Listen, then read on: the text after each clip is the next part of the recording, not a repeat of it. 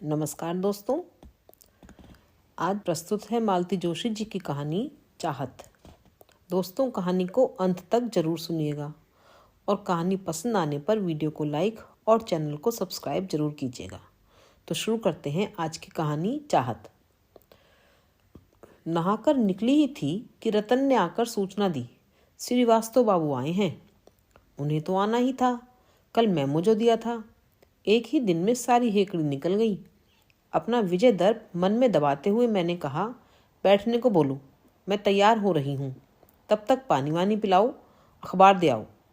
सो तो बड़े साहब बैठे हैं उनके पास। अच्छा, कब से आए हैं? आप नहावे गई थी, तभी से तो आए हैं। मैंने सिर पीट लिया। इसका मतलब है बाबूजी पिछले 15-20 मिनट से श्रीवास्तव से बतिया रहे हैं। इस बीच उसने तो उन्हें खूब मस्का लगा दिया होगा। अब मेरे बाहर जाते ही बाबूजी उसकी सिफारिश शुरू कर देंगे। कभी कभी बाबूजी पर बहुत कोफ्त हो आती है। इतना बड़ा घर है, पर वे सुबह से जाकर ड्राइंग रूम में जम जाते हैं। मजबूरन हर आने वाले से उनका परिचय करवाना पड़ता है। परिचय के बाद वे जो शुरू हो जाते हैं तो रुकने का नाम ही नहीं लेते। आने वाला बेचारा अपनी कुर्सी में कसमसाता रह जाता है, पर उसे अपनी बात कहने का मौका ही नहीं मिलता। खासकर दफ्तर का कोई व्यक्ति आ जाता है तो बाबूजी पर जैसे सरस्वती प्रसन्न हो जाती हैं। अपनी 35 साला बाबूगिरी के अनुभवों का निचोड़ हर किसी को परोसने में उन्हें बड़ा आनंद आता है। उनके सामने तो मैं अपने मातहतों को ठीक से डांट भी नहीं सकती। वे तुरंत उनका पक्ष लेकर कोई कानूनी नुक्ता समझाने लगते हैं। कभी कभी दिलीप की बात सच लगने लगती है। वह कहता है, आखिर रहे तो बाबू के बाबू ही ना। बच्चे अफसर हो गए हैं, पर इनकी औकात नहीं बदली। बिल्कुल ठीक कहता है दिलीप, लेकिन सिर्फ इसकी वजह से मैं दिलीप की तरह बाबूजी को देश निकाला तो नहीं दे सकती। तैयार होकर मैं बाहर निकली तो सबसे पहले अम्मा की खोज की। वे अपने इष्ट देव की पूजा में तल्लीन थीं। उनका ध्यान बटाते हुए मैंने कहा, अम्मा, बाहर दफ्तर के कुछ लोग आए हैं, बाबूजी को जरा अंदर बुला लो। मैं कहूँगी तो अच्छा नहीं लगेगा। ठीक है, अम्मा ने कहा। उनके स्वर से साफ जाहिर था कि ये बात उन्हें अच्छी नहीं लगी। बाहर जाकर देखा, श्रीवास्तव अकेले नहीं थे, साथ में बवेजा को भी लाए थे। तीनों में बड़ी घुट घुट कर बातें हो रही थीं। मेरे कमरे में जाते ही वार्तालाप थम गया। सब लोग अपनी अपनी जगह पर खड़े हो गए। केवल बाबूजी बैठे रहे, क्योंकि वे अब बड़े बाबू नहीं थे, मैडम के पापा थे। बैठिए, मैंने नमस्कार के उत्तर में कहा। दोनों यथास्थान बैठ गए। मैंने जानबूझकर कोई बात शुरू नहीं की। मैं भीतर से बाबूजी के बुलावे की प्रतीक्षा कर रही थी। थोड़ी देर बाद वह आ ही गया। बाबूजी बड़ी बेदिली से उठकर बाहर गए। इस समय इस महफिल से उठना उन्हें बहुत अखर गया था। कहिए। बाबूजी के भीतर जाते ही मैंने अत्यंत रूखे लहजे में एक प्रश्न उछाल दिया। दोनों ने एक दूसरे की ओर देखा। श्रीवास्तव की शायद हिम्मत नहीं पड़ रही थी, इसलिए बवेजा ने गला साफ करते हुए बात शुरू की। मैडम, वो ऐसा है कि कहीं कुछ गलत फहमी हो गई है। आपको शायद। बवेजा बहुत सलीके से सिलसिलेवार अपने दोस्त की पैरवी में जुटा था, पर 2-4 वाक्यों के बाद ही मेरा दिमाग भटक गया था। भीतर जुगलबंदी शुरू हो गई थी। मुझे क्यों बुलाया था? बुलाती नहीं तो क्या करती? बच्चों जैसी हरकतें जो करते हो। जिंदगी भर तो भुगतती रही हूँ, मरा बुढ़ापे में भी चैन नहीं है। 2 मिनट ठाकुर जी के सामने बैठना चाहती हूँ तो वह भी नहीं हो पाता। ऐसा हुआ क्या है बताओ तो? तुम्हें घर भर में और कोई जगह दिखाई नहीं देती, बस बैठक में जाकर जम जाते हो।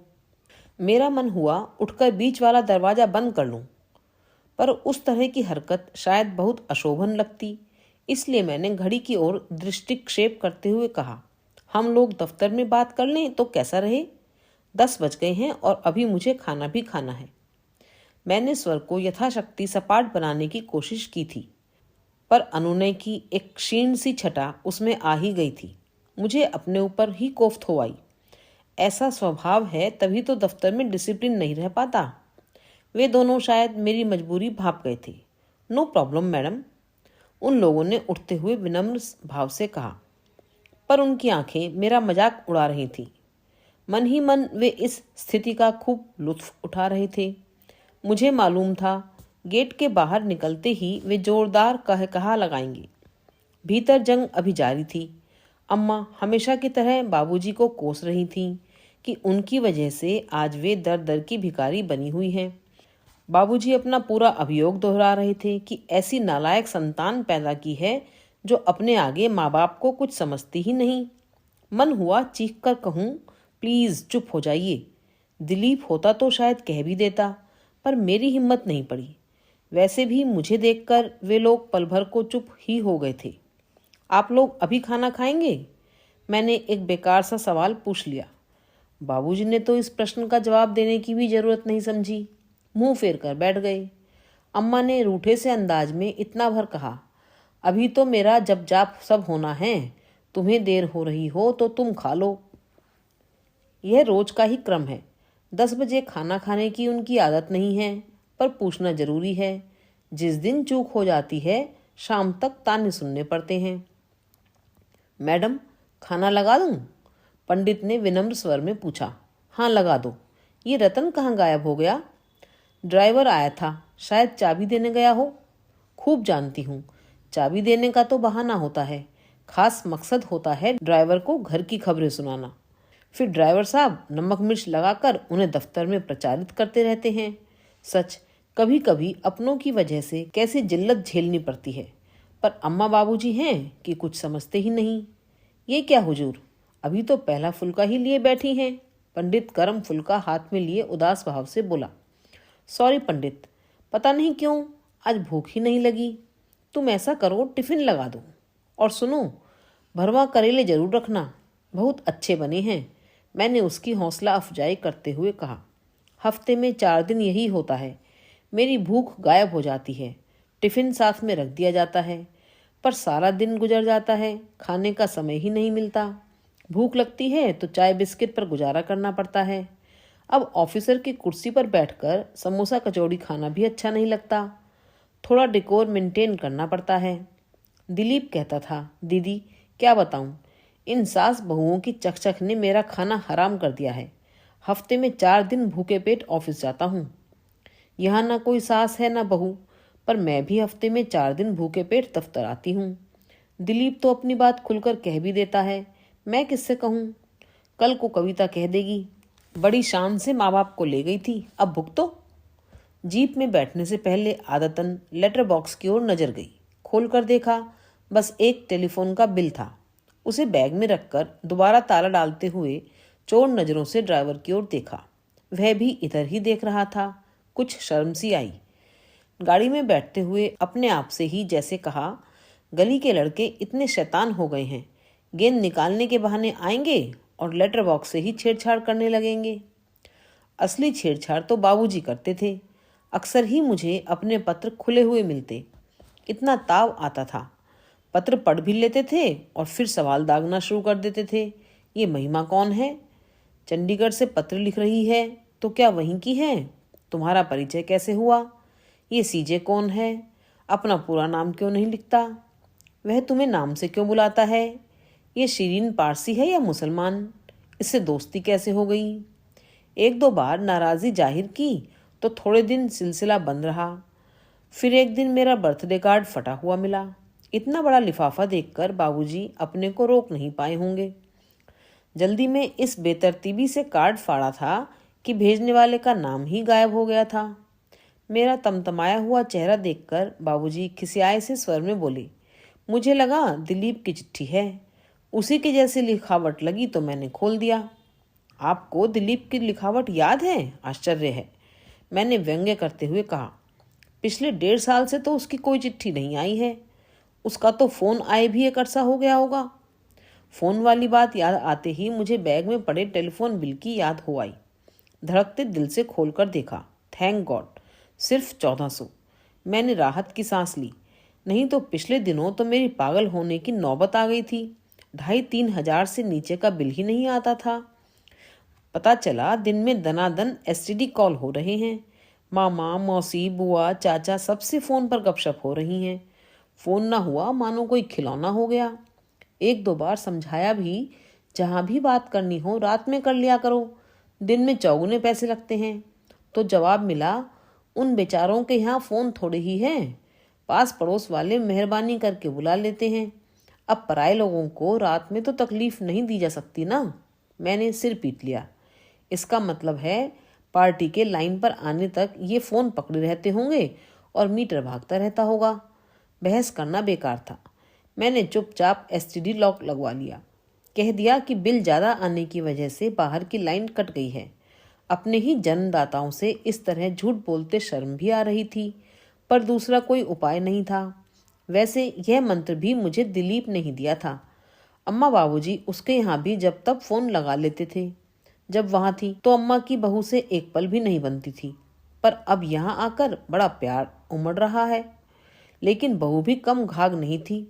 उसने दिलीप से शिकायत कर दी कि ये लोग कुछ सोचते समझते नहीं हैं, भरी दोपहर में फ़ोन करते हैं, मेरी नींद खराब होती ही है, बच्चे भी कच्ची नींद से जाग जाते हैं, बड़ी परेशानी होती है। तब दिलीप ने ही लॉक लगाने का सुझाव दिया था। इसके लिए उसने खास तौर पर दिन में ऑफिस में फ़ोन किया था। बोला, इस मामले में लिहाज करोगी तो दीदी लुट जाओगी। कविता से आधी लड़ाई तो इसी बात पर होती थी। वह इन लोगों को फ़ोन छूने नहीं देती थी।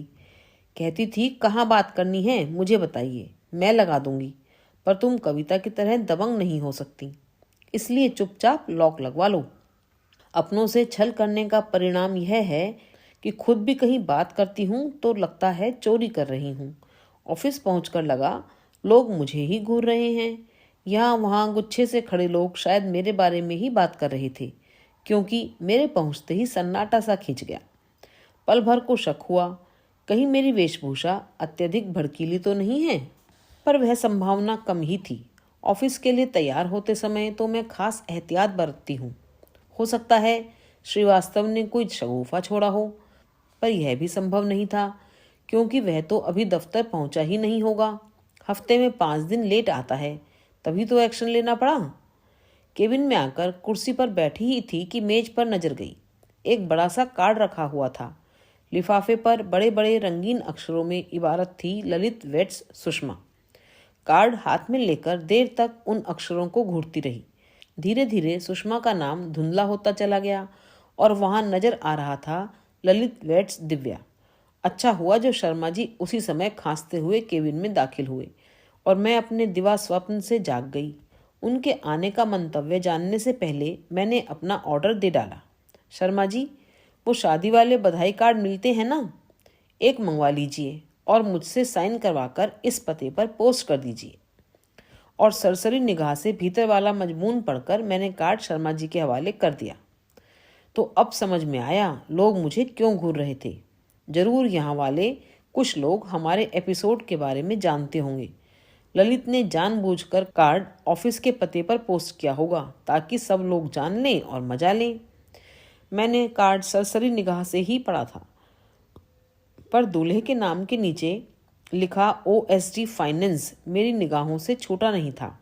ललित का बस चलता तो वह अपना पे स्केल भी शादी के कार्ड में छपवा देता। बेचारे का यही कॉम्प्लेक्स तो हम दोनों के बीच दीवार बन गया था। यूं मैं उससे 2 साल बड़ी थी, मेरी क्वालिफिकेशन भी उससे ज़्यादा थी, नौकरी में भी मैं उससे सीनियर थी, पर हम दोनों के बीच ये बातें कभी नहीं उठी। पर पता नहीं क्यों मेरा क्लास 1 बनना ही उसके गले नहीं उतर सका। उसने जैसे जिद ही पकड़ ली कि अगर मुझे सच्चे मन से प्यार करती हो तो प्रमोशन मत लो। पर प्रेम का ऐसा घटिया और सतही सबूत देने के लिए मैं राजी नहीं हुई। यह प्रमोशन मुझे अनायास ही नहीं मिल गया था, यह मेरी 12 वर्षों की तपस्या का प्रतिफल था। वह अरसे से अपेक्षित और प्रतीक्षित भी था। इसीलिए ललित की यह शर्त मैं मान नहीं सकी। अगर हम लोगों की शादी हो गई होती तो शायद मैं अपनी बात पर इस तरह अड़ी नहीं रहती। तब परिस्थितियां दूसरी होती, समस्याएं अलग होती। पिछले 6-7 वर्षों से हमारी शादी टलती जा रही थी, क्योंकि ललित को अपनी बहनों की शादी करनी थी। और अब जबकि सारी समस्याएं हल हो गई थीं, ललित ने यह शर्त रख दी थी। यह शर्त मुझे किसी हालत में मंजूर नहीं थी। मैं अपनी वैवाहिक जिंदगी की शुरुआत किसी फ्रस्ट्रेशन के साथ नहीं करना चाहती थी। मैंने ललित से कहा, अगर तुम कहो तो मैं नौकरी छोड़ सकती हूँ, पर नौकरी करते हुए प्रमोशन नहीं ठुकरा सकती। इसके उत्तर में उसने जो कहा उसे सुनकर मैं सन्न रह गई। उसने कहा, तुम्हारी माँ ठीक ही कहती थी। क्या कहती थी? यही कि तुम नंबर 1 की जिद्दी, नकचड़ी और सेल्फ सेंटर्ड लड़की हो। यह बात मेरी माँ ने कही है। हाँ, उन्होंने सेल्फ सेंटर्ड शब्द ना कहा हो, पर इसी से मिलता जुलता कोई जुमला कहा था। वे हमेशा कहती हैं कि दिव्या के सामने तुम बहुत सीधे पड़ जाते हो। मैं स्तब्ध होकर सुनती रह गई। मेरी अपनी माँ मेरे विषय में ऐसा विश्ववमन कर सकती हैं? यह सपने में भी नहीं सोचा था। एक क्षण को तो विश्वास ही नहीं हुआ। यह सच है कि मेरी शादी की कल्पना से दोनों आतंकित थे। उन्हें लग रहा था कि अब पुनः बेटे के आश्रय में लौट जाना होगा या फिर ललित के घर में आश्रितों का साथ जीवन बिताना होगा। तब मैंने ही ललित से कहा था कि वह अम्मा बाबूजी को थोड़ा आश्वस्त कर दे। ललित ने मेरी बात रख ली थी। वह मेरी गैर हाजिरी में भी अम्मा बाबूजी के पास बैठने लगा था। मैं ये देखकर खुश हो रही थी कि अम्मा की उससे अच्छी पटरी बैठ गई है। तब मुझे यह मालूम नहीं था कि अम्मा अपने भविष्य का पुख्ता प्रबंध करने के लिए कैसा प्रपंच रच रही हैं। सच है, स्वार्थ आदमी से क्या नहीं करा लेता। शायद यह ललित का स्वार्थ ही था जो इतने दिनों तक उसे मुझसे बांधे रहा। उसकी तीनों बहनों की शादी में मैंने घर की भावी बधू की भूमिका तन मन धन से निभाई थी। उस समय उसकी माँ भी मुझे सिर आंखों पर बिठाती थी, पर जब हमारे संबंधों में दरार पड़ने लगी तो उसे भरने का ललित की माँ ने जरा भी प्रयास नहीं किया। उस समय तक उनका भी स्वार्थ पूरा हो चुका था। ऑफिस से लौटने के बाद चाय पीते हुए मैंने वह कार्ड अम्मा की तरफ उछाल दिया। अम्मा ने कार्ड उलट पुलट कर देखा और पूछा, किसकी शादी है? तुम्हारे लाडले ललित की। अम्मा एकदम भड़क गई। वह मेरा कहाँ से हो गया? वह तो तुम्हारी वजह से जरा सा मुंह लगा लिया था, तो क्या मेरा सगा हो गया? सगा तो अम्मा आजकल कोई किसी का नहीं होता। फिर ललित जैसे लोग तो किसी के सगे हो ही नहीं सकते।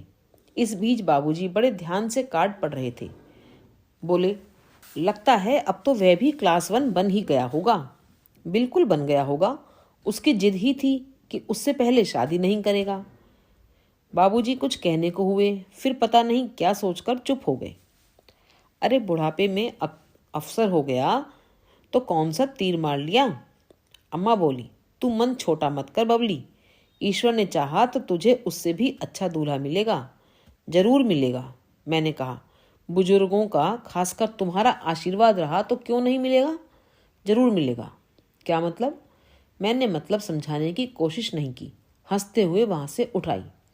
दूसरों के सामने नाटक करना एकदम सरल होता है, पर अपने आप को छलना उतना ही मुश्किल होता है। मैं समझ रही थी कि ललित वाला अध्याय एकदम समाप्त हो गया है। अपने जीवन पथ से मैंने वे पृष्ठ फाड़कर फेंक दी हैं, पर यह मेरा निरा भ्रम था।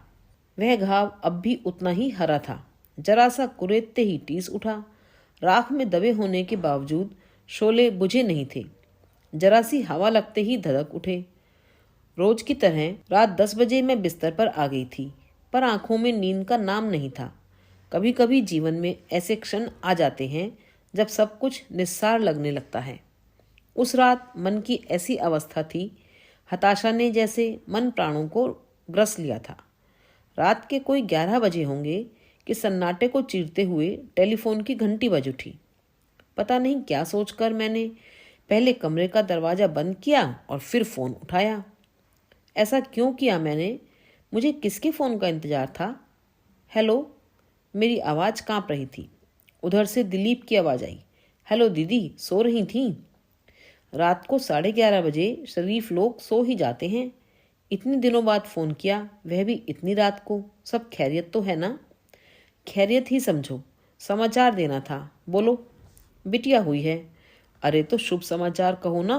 कब हुई? 4 तारीख को। और मुझे आज 4 दिन बाद खबर कर रहे हो? अरे कुछ ना पूछो। एक तो अस्पताल के चक्कर और घर में ये दोनों। मैनेज करते करते दम फूल गया। फ़ोन करने का समय ही नहीं मिला। गुस्सा तो बहुत आया, पर जब्त करके पूछा, कविता कैसी है? घर आ गई क्या? अभी कहाँ, ऑपरेशन का चक्कर है ना। टाँके खुलने के बाद ही आ पाएगी। अम्मा को भेज दूँ? नहीं नहीं, सो कविता की मम्मी आई हुई हैं। नर्सिंग होम में तो वो ही रहती हैं। घर पर उसके पापा और मैं खट रहे हैं। No problem. अच्छा, अब बंद करता हूँ। अम्मा बाबा जी कैसे हैं? अच्छे हैं। बात करोगे? नहीं, रहने दो। अब इतनी रात को उन्हें कहाँ जगाओगी? मेरा प्रणाम कहना। मैं छोटी वाली बेबी के बारे में पूछना चाह रही थी कि कैसी है, किस पर गई है, पर दिलीप ने फ़ोन ही रख दिया। मजबूरन मुझे भी रखना पड़ा। कुछ देर तक सोचती रही कि अम्मा बाबूजी को यह खबर अभी दे दूं कि सुबह तक इंतज़ार करूं।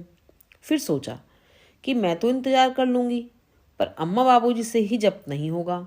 फ़ोन की घंटी सुनकर ही उनके कान खड़े हो गए होंगे। अगर अभी उनके कमरे में तक नहीं गई तो वे धड़धड़ाते हुए मेरे कमरे में चले आएंगे। कमरे से बाहर निकली तो देखा दोनों दरवाजे पर ही कान लगाए खड़े हैं। किसका फ़ोन था? दिलीप का। तुम तो कहती थी बाहर वाली लाइन कट गई है। कट गई है मतलब हम बाहर फ़ोन नहीं कर सकते। आने के लिए मनाही थोड़ी ही है। ओफो, बाबूजी झल्ला पड़े। भगवान, यह तो पूछ कि फ़ोन क्यों आया था। कविता के बिटिया हुई है। हे भगवान, फिर लड़की। बाबूजी के स्वर में निराशा साफ झलक रही थी। एक बेटा हो जाता, अम्मा बुदबुदाई। अरे, कहाँ से हो जाता? बुजुर्गों की आत्मा कल पाओगे तो बेटियां ही होंगी। जितना कमाया है सब ढोकर ले जाएंगी। बस भी करो, बाप होकर बेटे को शापते हो। अरे, उसके बेटा होगा तो वह तुम्हारा भी तो कुछ लगेगा। उसके सहारे तुम्हारा भी नाम चलेगा कि नहीं? सच, दिलीप ने बड़ी गलती की। एकदम से जचकी की ही खबर सुना दी। कुछ पहले से अता पता होता तो मैं कुछ उपाय करती, मनौतियां मानती। कुछ नहीं तो पंडित जी को कुंडली दिखाकर एक आध अनुष्ठान ही करवा लेती। पर उसने तो हवा ही नहीं लगने दी। क्यों नहीं लगने दी जानती हो?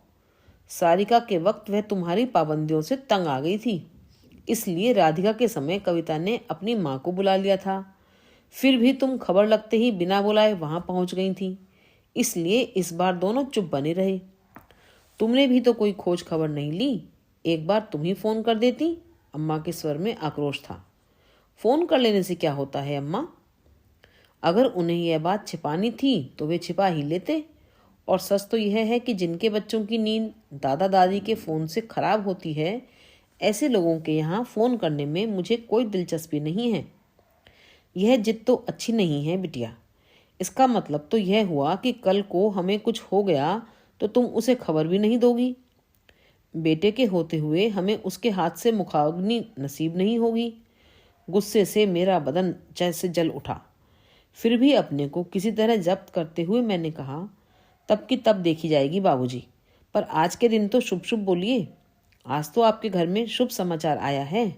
आज तो आपकी वंश वृद्धि हुई है। आज मरने जीने की बात क्यों करते हैं? अरे, काहे की वंश वृद्धि और काहे का शुभ समाचार? अम्मा ने मुंह बिचका दिया। लड़कियों से कहीं वंश चला है? पिछले जन्म की लेनदार हैं सब। कर्ज वसूलने आई हैं। दो तो घर में पहले से ही थी, ये एक और आ गई। इससे अच्छा था एक बेटा हो जाता। इतना बिसरने की जरूरत नहीं है अम्मा। वे जमाने लद गए जब लड़कियां केवल भार होती थीं। अब तो वे खुद भार उठाती हैं। ऐसा नहीं है कि सिर्फ लेने की हकदार हैं, दोनों हाथों से भर भर कर देती भी हैं। फिर भी एक बेटा तो होना ही चाहिए। बुढ़ापे का आसरा होता है बेटा। अच्छा, तुम्हारा भी तो एक बेटा है अम्मा। कितना सहारा दे रहा है वह तुम्हें? मुझे लगा था अम्मा निरुत्तर हो जाएंगी, पर वे अपना ही राग अलापती रहीं। फिर भी बेटा तो बेटा होता है। उसका घर तो अपना घर होता है। बेटी के यहाँ इंसान मजबूरी में रहता है, पर बेटे के घर में अपनी ठसक से रहता है। वाह, तुम कितनी ठसक से रहती थी, मैं क्या जानती नहीं। दिन भर अपने कमरे में बंद रहना पड़ता था। सिर्फ खाने के वक्त बाहर आने की इजाज़त थी। बाहर वालों से बात करने की सख्त मनाही थी। फ़ोन तुम छू नहीं सकती थी। तुम्हारी चिट्ठियाँ सेंसर होती थीं। बच्चों को तुम्हारी छाया तक से दूर रखा जाता था। अपनी मर्जी का खाना बनवाना तो बहुत दूर की बात है, तुम्हारा रसोई में झांकना तक गुनाह था। इसे तुम ठसक के साथ रहना कहती हो? अम्मा कट कर रह गई। उन्होंने सिर झुका लिया। किन्हीं भावुक क्षणों में उन्होंने ही ये बातें मुझे सुनाई थी और अब उन्हें पछतावा हो रहा था। बड़ी देर बाद उन्होंने सिर उठाया और डूबती सी आवाज़ में बोली, हमारा क्या है, हमें अब जीना ही कितना है। इतनी निकल गई है तो बची खुची भी निकल ही जाएगी। कहीं भी रहें, क्या फर्क पड़ता है, पर दिलीप के यहाँ एक बेटा हो जाता। बेटा बेटा बेटा सुन सुनकर मेरे तो कान पक गए थे। अपने स्वभाव के विपरीत मैं चीख पड़ी, नहीं होगा, तुम कितना भी चाहो, अब दिलीप को बेटा नहीं होगा। कविता ने ऑपरेशन करवा लिया है, समझ गई? क्या? दोनों मानो आसमान से गिर पड़े। बाबूजी ने दोनों हाथों में अपना सिर थाम लिया और अम्मा तो पेट पकड़कर एकदम जमीन पर ही बैठ गईं, जैसे उनकी ही कोख उजड़ गई हो। अभी आप सुन रहे थे मालती जोशी जी की कहानी चाहत।